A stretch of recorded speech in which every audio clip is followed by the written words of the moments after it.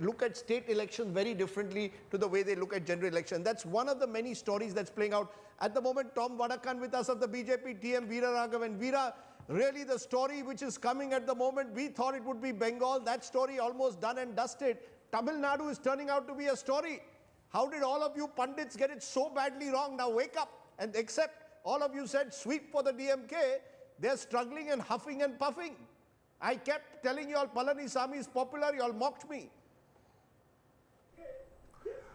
Well, I think we've got it wrong. I mean, the fact that one thought that Stalin had greater charisma. Now, even if Stalin manages to be Chief Minister, Rajdeep, 4 years ago, nobody gave Palanisamy a chance in hell that he will even survive with his government. He's managed to survive, managed to hold on to the AIADMK vote, the core AIADMK vote, despite all the faction feuds within the party, and has scripted an arithmetic in northern and western Tamil Nadu in terms of, with the PMK. I think a fascinating story from Tamil Nadu, scary in terms of those who try to predict elections in the state.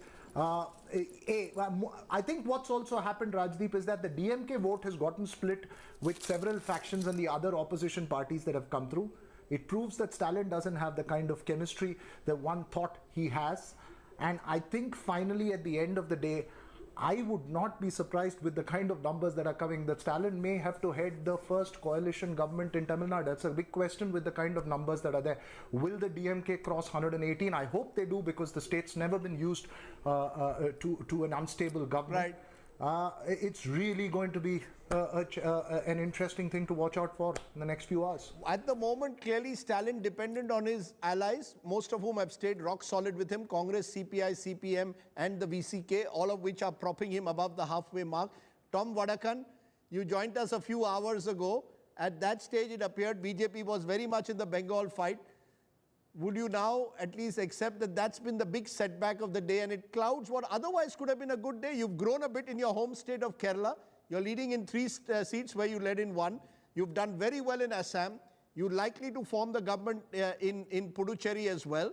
So your only setback, Tom, is Bengal. But it's a huge setback, and in itself clouds what are the other successes of the day for the BJP.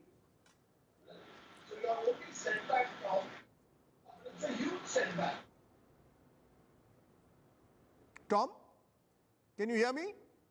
Rajdeep, there is no fudging of facts. You know it. Election Commission knows it.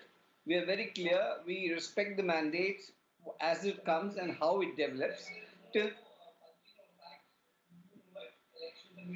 You know what has happened there, the polarization games that were played. Now, I'm not going into a postmortem of what went wrong or what went right. I think we will go back to the drawing board, have a look at it properly, thoroughly, examine it, and then come to conclusions. But what is interesting to watch is what is happening in Tamil Nadu, as you rightly mentioned. The situation is still open there. And Kerala, interestingly, the Wayanad MP has messed it up so thoroughly that I think it's part of history. We're going to have to see, and it'll be interesting to see a district map and how Congress has done in Wayanad itself, where Rahul Gandhi, remember, is the MP. But Tom, everyone is picking cherry picking. BJP is cherry picking their performance in Assam, but ignoring Bengal. While the Congress at the moment has no cherries left on the table on a day like today, except to say, oh, BJP got defeated in Bengal. But go ahead, Rahul. So let's just show our viewers what